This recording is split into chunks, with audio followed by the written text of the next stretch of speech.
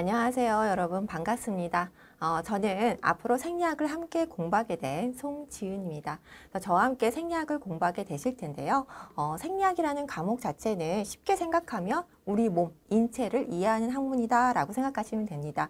즉, 우리 몸에서 일어나는 반응들, 정상적인 기능이라던가 메커니즘에 대해서 배우게 되고요.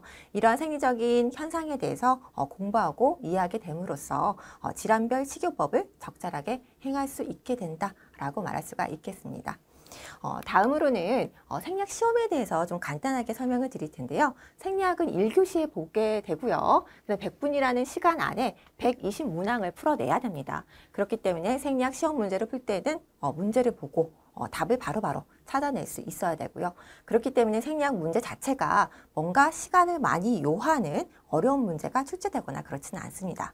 그래서 우리가 시험을 공부를 할 때에는 중요한 내용, 중요한 파트를 여러 번 반복해서 그 내용을 정확하게 아는 것이 시험에 유리하겠다라고 말할 수가 있겠습니다. 그 다음에는 이제 우리가 어떤 내용을 공부하게 되는지 그 부분에 대해서 좀 간단하게 좀 설명을 드리겠습니다. 우리 몸은 뭘로 이루어져 있죠? 세포로 이루어져 있죠. 그래서 챕터 1에서는 세포에 대해서 배우게 됩니다. 그래서 세포의 구조와 기능에 대해서 먼저 배우게 되는데요. 세포는 뭘로 둘러싸져 있죠? 세포막으로 둘러싸져 있죠. 그렇죠? 그래서 세포막의 구조와 기능은 무엇인지. 그 다음에 세포 안에는 뭐가 있습니까? 세포 소기관들이 있겠죠. 그래서 세포 소기관들의 이제 종류라던가 특징적인 기능에 대해서 배우게 되고요. 그 다음에 배우게 되는 내용이 세포막을 통한 물질의 이동에 대해서 배우게 됩니다. 세포막을 통한 물질의 이동 방법에는 뭐가 있을까요? 수동적인 이동과, 그죠? 수동적 이동과, 그 다음에 능동적인 이동이 있겠죠. 능동적 이동. 그리고 수동적 이동에는 뭐가 있을까요? 확산. 그 다음에 삼투. 그 다음에 여과가 있겠죠. 그쵸? 여과. 자, 이런 것들에 대해서 배우게 되고요. 이 외에도 이제 거대 물질 분자의 이동 방법에 대해서 배우게 됩니다. 그 다음에 챕터 2에서는 이제 신경에 대해서 배우게 돼요. 신경에 대해서 이거 지우고 좀 설명을 드릴게요. 우리 신경 조직의 기본 단위는 뭐죠? 뉴런이죠, 뉴런. 뉴런의 이제 구조와 기능에 대해서 배우게 되고요. 두 번째로는 신경의 흥분과 전두는 어떻게 일어나는지. 그 다음에 신경계는 뭐예요? 중추와 말초 신경계로 나뉘어지죠.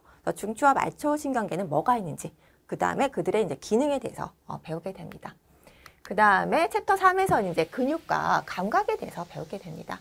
첫 번째로 배우게 되는 내용이 이제 근육의 분류에 대해서 배우게 되죠.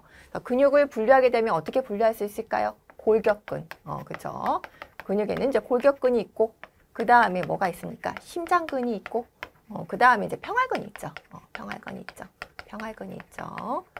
그래서 각각의 이제 특징적인 부분에 대해서 특징적인 부분에서 이제 비교하는 거 이런 것들에 대해서 배우게 되고요.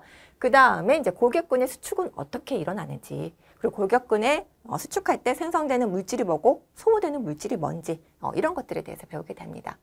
그 다음에 골격에 대해서 이제 근육에 대해서 배우고 난 다음에는 시각, 청각, 평형감각, 미각, 후각, 피부 감각 같은 감각 기관에 대해서 배우게 됩니다.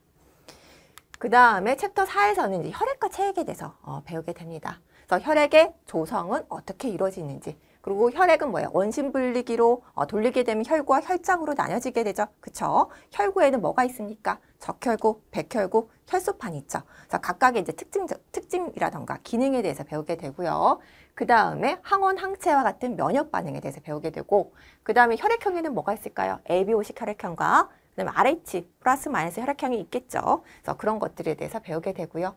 그 다음 이제 체액에 대해서 배우게 됩니다. 체액은 세포 내과, 그쵸? 세포 내과, 그다음에 세포 외액으로 나뉘어지겠죠. 세포 외액으로 나뉘어지고, 또 세포 외액은 뭐예요? 세포 간질액과, 그쵸? 세포 간질액과 뭘로 나눠질 수 있죠? 혈장으로 나눠지죠. 이런 부분에 대해서 배우게 됩니다. 그 다음에 챕터 5에서는 이제 심장과 순환에 대해서 배우죠. 한마디로 심장에 대해서 배운다고 생각하시면 되세요. 그래서 심장은 어떤 구조로 이루어져 있는지, 심장의 기능은 무엇인지 이런 것들에 대해서 배우게 되고, 심장의 특성에 대해서 배우게 돼요. 심장은 어떤 특성을 갖고 있죠? 수축하죠. 그래서 심장은 수축성을 가지고, 그리고 또 심장 스스로 뛰죠.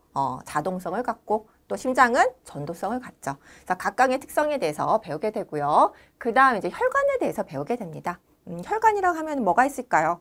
동맥, 정맥, 모세혈관이 있겠죠. 그래서 그 동맥, 정맥, 모세혈관의 이제 비교 특징들 이런 것들에 대해서 배우게 되고요.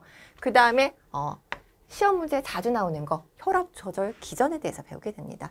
중요한 내용이죠. 그렇죠? 혈압 조절 기전에 대해서 좀 자세하게 배우게 되고요. 그다음 챕터 6에서는 이제 호흡에 대해서 배우게 됩니다. 호흡이라는 게 뭔가요? 우리가 숨을 쉬고 내쉬는 게 호흡이죠. 그래서 이런 호흡 운동이 일어날 때에 우리 몸에 반응들, 변화들 이런 것들을 배우게 되고 그다음 호흡 조절은 어떻게 이루어지는지 호흡 조절 중추는 무엇인지 이런 것들에 대해서 배우게 되고요. 호흡을 함으로써 이제 가스 교환이 일어나죠. 산소와 이산화탄소의 교환이 일어나잖아요. 그렇죠? 이런 가스 교환의 원리가 무엇인지 이것도 중요하죠. 그 다음에 산소와 이산화탄소의 운반 형태가 어떻게 되는지 그 다음에 산염기 불균형 배우게 됩니다. 그래서 호흡성, 대사성 산증과 알칼리증은 어떤 때에 발생을 하게 되는지 이런 것들을 배우게 되죠. 그 다음에 챕터 7에서는 이제 신장에 대해서 배우게 됩니다. 신장. 그래서 신장의 소단위는 뭐죠? 신장의 소단위 네프론이죠. 네프론. 그래서 네프론의 이제 구조와 기능에 대해서 배우게 됩니다. 신장의 메인 기능은 뭐예요? 유해 생성과 배출이죠. 그래서 유해 생성 과정과 배출 과정에 대해서 배우게 되고요.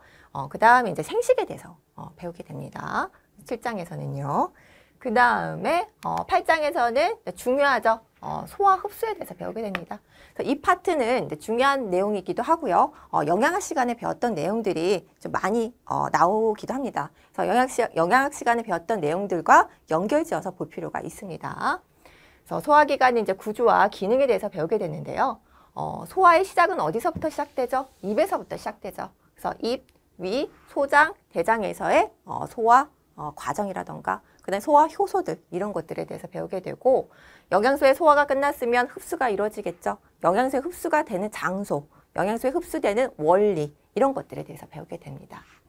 그 다음에 이제 마지막으로 우리 몸의 조절 기전, 내분비에 대해서 배우게 됩니다. 그래서 호르몬의 특성은 어떻게 되는지, 그 다음에 이제 호르몬의 이제 종류에 대해서 배우게 되거든요.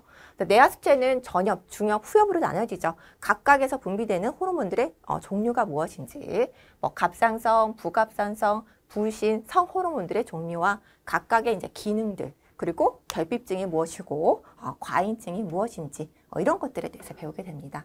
그래서 챕터 1부터 챕터 9까지 배우게 됐는데요. 내용이 좀 다소 많다라고 생각하실 수도 있으실 것 같습니다. 하지만 우리 교재에 시험에 나올 만한 내용들이 잘 정리되어 있습니다. 그래서 저와 함께 차근차근 공부하신다면 어렵지 않게 느끼실 거라고 생각합니다.